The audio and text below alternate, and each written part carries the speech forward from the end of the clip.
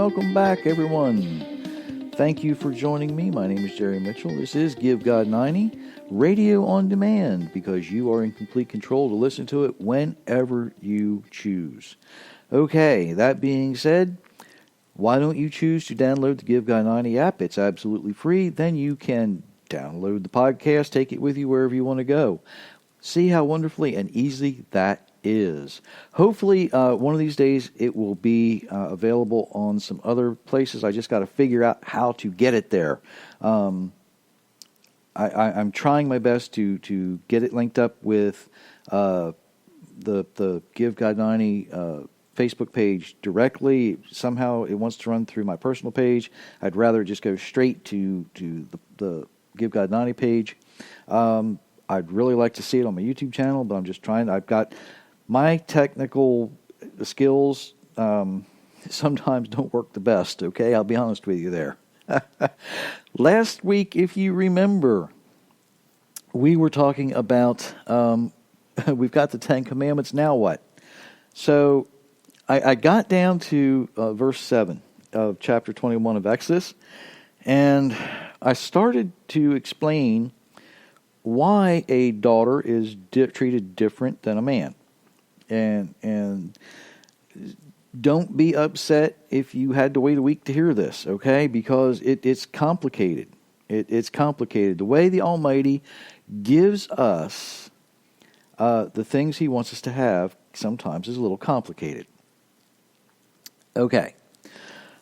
A man gets his spiritual covering directly from the Almighty because, well, quite honestly, man was formed first out of mud, right?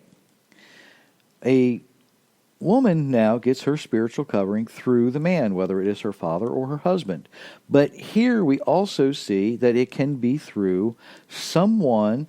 If the father can no longer care for the daughter, he can sell her to someone, but she is to be treated as part of the family.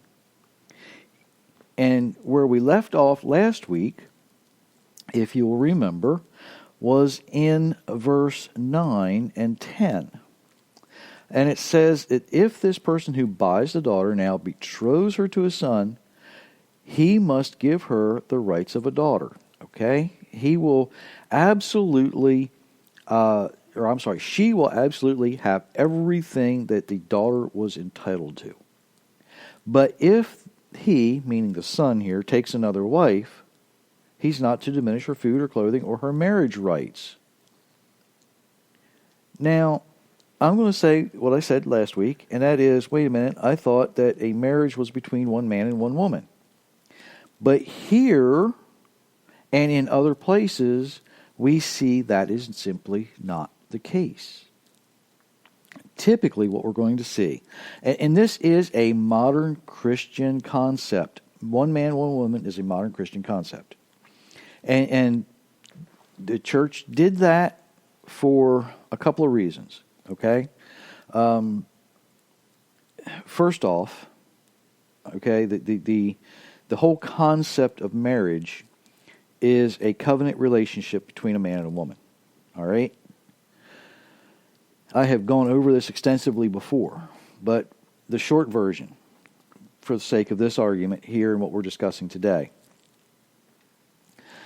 a man who has the ability to provide for more than one wife may do so.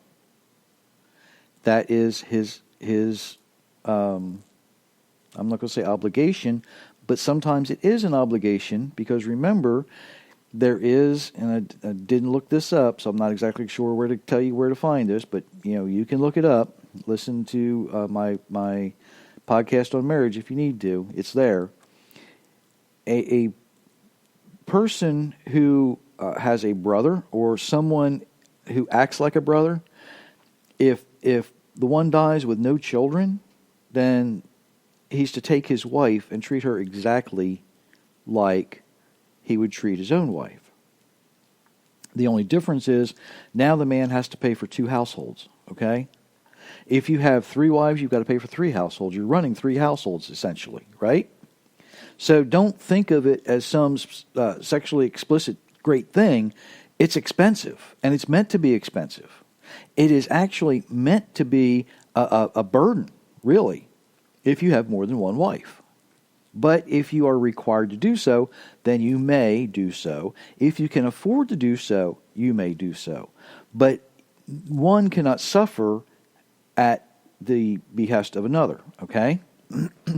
So whatever one wife gets, and just because you get one a pink dress doesn't mean the other one has to have a pink dress. You have to give her a dress. It's that simple. If you buy in today's society, okay, if you get your first wife a Cadillac, okay, then the second wife, she might not want a Cadillac. She might want a Mercedes. She might want a BMW. But you get the picture, right? I hope. There we go. You cannot diminish one from the other. There should be no distinction other than personal preference as to how much you're going to display to them your affection for them. All right? What you give to one, you give to the other. It's that simple.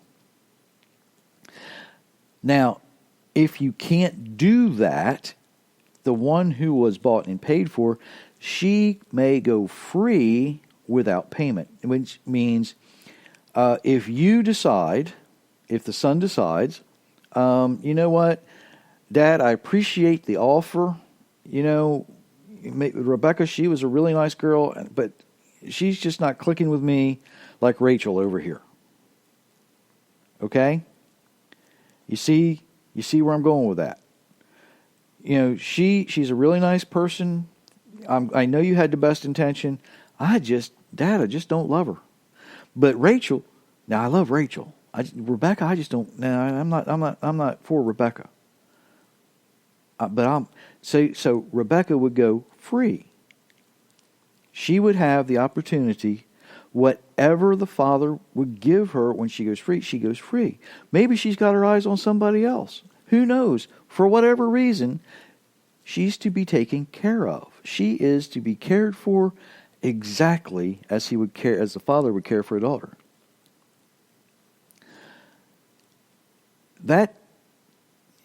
Let's go back over this, because you've got to understand this isn't just for these people back then.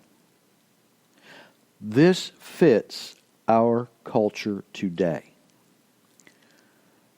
All right? And I'm not meaning so much that if a man has a daughter and he can't afford his daughter, he's going to sell her. Let's think of it a different way.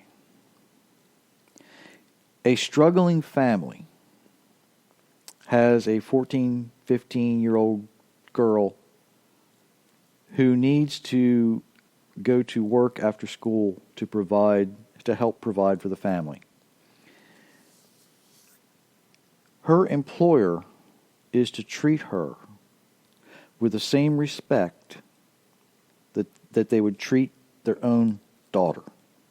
They are to treat this person with the same exact respect as they would a member in good standing of their own family. They are to treat this young employee exactly the way they want to be treated when they were a young employee. Am I getting my point across now? Just because this family's a little down on their luck, just because this family might be struggling a little bit, just because this young person has to go and help out, when she should be doing her homework. Maybe she should be going to school dance is what we think in the United States, right? But she's working. She's working. She is to be treated with the same amount of respect as the employer would treat a daughter. Absolutely. Which means in this situation, modern times, she's going to get decent pay, right? Without the need for a minimum wage. She's going to get cared for. If she gets hurt on the job, she gets absolutely everything covered that she needs. You're going to pay for her healing time, and you're going to pay her while she's still recovering. a normal wage, whatever hours a day or evening that she would work. That's the way you take care of your family, isn't it? And that's the whole concept here. You take care of them the way you would take care of your family. Now, let's go back a little bit, okay? If you have a son, and this son says, I want to marry that particular girl over there, okay? They go through the motions. They're getting ready to get married.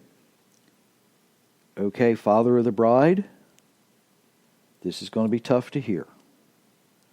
You are about to assume the responsibility of a daughter. Even though Scripture says they're going to go off and they're going to be on their own, father of the bride, she becomes your daughter. Okay? I'm sorry, father of the son, she becomes your daughter. Father of the bride, he becomes your son. You are now bound by a covenant marriage. That means, even though they have now formed a new family, there are certain things that you are responsible for. And I need to say this very carefully. You are not responsible to interject the way you would do things, fathers and mothers-in-laws, as you did when you were their age. Okay, you've got to let them make their own mistakes. They've got to flounder a little bit. They got to figure it out. Young married couple, you have a responsibility too. You have the responsibility to ask for advice when you need it. And that means before things get bad, one way or the other. You know, if you're going to celebrate together, you got to go through the hardships together. Okay? It's that simple. Y'all don't, families don't have to get along that great. You don't have to sit around a campfire, hold hands, and sing Kumbaya. But you do have to be responsible enough to ensure that this is a successful union among these young people. So many times, so many times, I have seen young families really become ripped apart, and it doesn't have anything to do with finances. It doesn't have anything to do with love. It doesn't have anything to do with anything other than one set of in-laws or the other, or sometimes both, are trying to inject so much authority over this young couple that they just drive everybody apart. And I've seen just the opposite happen as well. I have seen, they're on their own. They've got to learn to make it on their own. Yes, they do. And when you see them start to flounder, you don't go in and say, you got to do things my way. Questions. Are you sure that's what you want to be doing? You really can't afford your rent this month. You can't afford your house payment this month. Why are you getting new tattoos for each other? How come y'all have caviar, but you're not feeding our grandchildren? That just ain't cutting it, guys. Are you sure that's how you want to be living? Maybe now, very extreme circumstance, but I witnessed this. Young couple, barely scraping by, and I mean, when I say barely scraping by, folks, I mean they're driving a 21-year-old vehicle that takes as much oil as it does gas, okay? But guess what they're feeding their dog? Oh, yeah. The best, I mean absolute most expensive dog food you can find. They're eating potted meat and tuna fish, but the dog is eating caviar. Not literally, but you get the picture, right? Sometimes young people make bad decisions. Don't allow their bad decisions to become your bad decision when you're trying to offer some advice. Go about it in a way, in a loving way, but go about it and try to let them see what's going on. Make them show you. Because, folks, This is so important. This is so important that the Almighty was willing to say, you've got to treat them like your own. Not like they're somebody else's. Not like somebody you don't like. But you treat them exactly the way you would treat your own. Employers. I have seen employers. Oh my, I have. Ugh. I could go places with this, but I'm not going to go there. All right? Let's just say, if more employers and more managers would look at their people that they have some authority over as family instead of as servants, slaves, the way we're used to seeing slaves in America in the 1850s, all right, you'd have better employees. Really, you will. You see, people will reciprocate. You treat me good, I'm going to treat you good. You treat me bad, you ain't getting no work out of me. It's that simple. Managers, I don't care what your college professor has told you. It doesn't matter to me what your college professor has told you. If you're going to manage people, then do it properly. Yes, you do need to know and understand their job.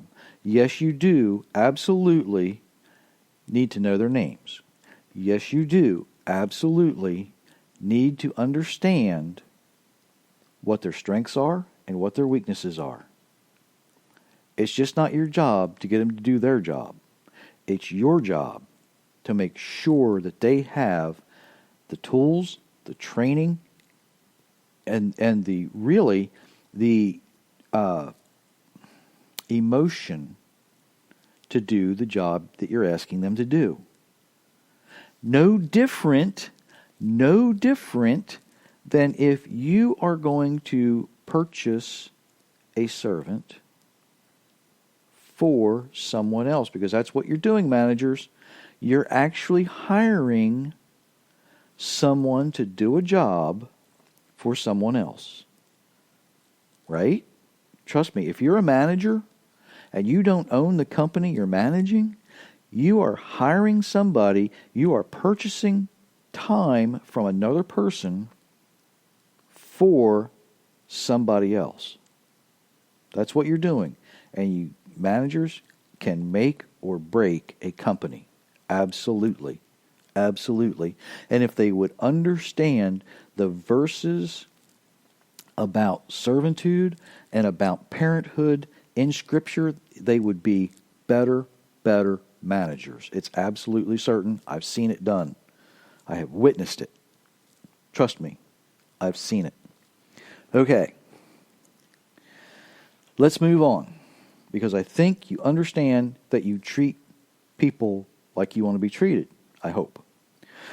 Whoever strikes a man so that he dies must surely be put to death. But if he did not hunt him down, yet God caused it to happen, then I will point for you a place where he may run. Whoever strikes a man so that he dies must be put to death. So in other words, we can go straight back to Genesis chapter 9. I will demand blood for blood, right? People blood for people blood, animal blood for animal blood. But if he did not hunt him down, in other words, if it was an accident, okay, or if it says if God caused it to happen. If it was an accident, let's just leave it at that. If it wasn't intentional, maybe, let's see, in today's world, what could happen? Oh, I'm driving down the road, and somebody decides to run out from behind a big truck, or in front of a big truck where I can't see them, and I can't stop. I did not intentionally intend to do that. I did not mean to harm anyone. God caused it to happen. It says, look, God says, I will find a place for you to go. If a man presumes to kill his neighbor with craftiness, you are to take him from my altar and put him to death. This is premeditation. Okay, and it goes Deuteronomy 25, I believe, is where you're going to find that. Don't do it. Vengeance is mine, thus saith the Almighty, right? Anyone who strikes his father or mother must surely be put to death. Why is this? You must honor your father and mother. Now, we can get into a whole big conversation about that too, but look, folks, unless they're beating on you at the moment, don't go beating on them, okay? It's that simple. It's that simple. Sometimes it's easier to just turn around and walk away. It's difficult, yes, absolutely. You know, Scripture says, honor your father and mother. Sometimes it is extremely difficult to honor parents who are disrespectful. It is extremely difficult to honor parents who, let's just say, are more than dysfunctional. If they're abusive, whatever the case may be. The best way that I can tell you to honor them is you don't have to be around them. Just go be the best you that the Almighty can make you. Okay? Let me say that another way. If you live the way that your Creator designed you to live, that's the best way to honor anybody. But you're a dysfunctional parent included, an abusive parent included. Okay? If you choose to live the way that your Creator designed you to live, it doesn't matter what your parent does, you have honored that parent. And you might say, well, I don't want to honor my abusive parent. That's not our choice. Not our choice. I don't know anybody that at some point in time has not had an argument with a parent. And argument might be a strong word for some people, but disagreement. There are things you're not always going to see eye to eye on. Okay? It doesn't matter whether it's that. It doesn't matter. Just choose to live the way your Creator designed you to live. It's that easy. It's that easy. Anyone who steals a person, anyone who steals a person and sells him or is found with him under his hand must be put to death. I cannot denounce human trafficking enough. This is not, now notice, we already dealt with a father who can't afford to feed his family, right? He sells his daughter. Put in today's world, the daughter goes to work, right? And the employer's responsibility is to treat her with respect. Now, this is different. This is talking about going in and forcibly taking slaves. Slavery in the United States now, let me say this way. Forced slavery in the United States, England, many European and Eastern and Middle Eastern countries, forced slavery is not scriptural. Anyone who steals a person and sells him or is found with him under his hand must be put to death. This tells us right here that there is a difference between forced slavery and servitude. Voluntary or necessary servitude. There is a difference.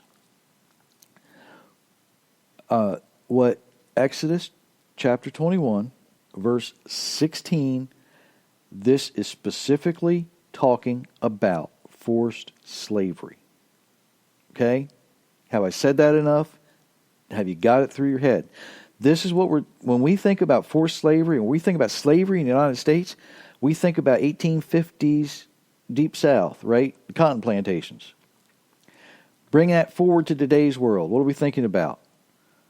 We're thinking about human trafficking today, all around the world. This is forced slavery.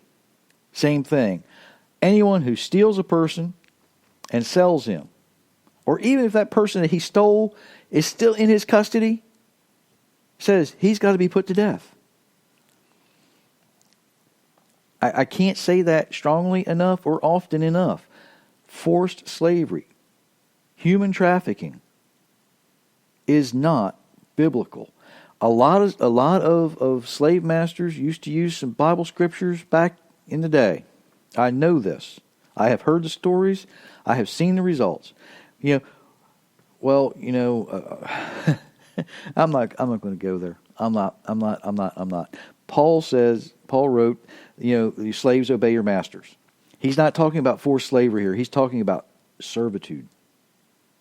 Okay? Big difference. Big difference. Huge difference. Night and day difference. East and west difference. Like sun and Pluto difference. Okay? Big difference. Can I get any farther apart? This side of the universe, other side of the universe, difference. Verse 17, whoever curses his father or mother must be put to death. And don't think that this talks about cussing. It's different. Curses in Scripture, we often think of the Shakespeare, a pox on your house. And that's not what we're talking about. A curse is a weakening. A curse is a weakening. If you do that, just don't. Just don't. Today, it would be very difficult to describe this and have it make sense for you because, quite honestly, I don't think we have the vocabulary in the English language for me to talk about a curse on a father or his mother in a timely fashion. But let me give it this shot. If you to curse your parents in this particular sense, let's pretend that today you're going to bring termites into their home. Okay, let's say it that way. Termites in the home. You purposely bring termites into the home. Okay, that is weakening the home structurally, physically. But you can also bring termites into the home spiritually, if you get my drift. You can do things that undermine their authority. You can do things that weaken that family unit. Same thing. Like I say, we don't have really the vocabulary to explain it in few words. So I'm trying to give you this picture of physical weakness and spiritual and emotional weakness. When we think about things in those terms, that's what we're talking about, a curse. Doing something that is going to tear down the family unit. That's probably the best description, the shortest description I can give without going into some technical detail that really I don't think would help any at this point. There's things here that we can do to build people up. There's things that we do to tear people down. What it's saying is don't tear down the family. I'm coming up on my 30-minute mark that I try to keep these two. Ladies and gentlemen, I will keep going with this and try to make it make sense. It gets in depth. When we're talking about this covenant, these are all things. And I'm just barely scratching the surface here so far. I spent an hour, and I haven't even gotten to verse, really, 18, have I? No, I've just gotten to verse 17 of Exodus 21. Oh, my. See what is contained in here. It's just so rich. It's so fulfilling when you understand it, and you can take it from where it was and bring it to where we are. When we live the way we're designed to live, The Almighty is going to improve our lives. That's just all we can say. And for you folks this week, please, I offer you many, many blessings.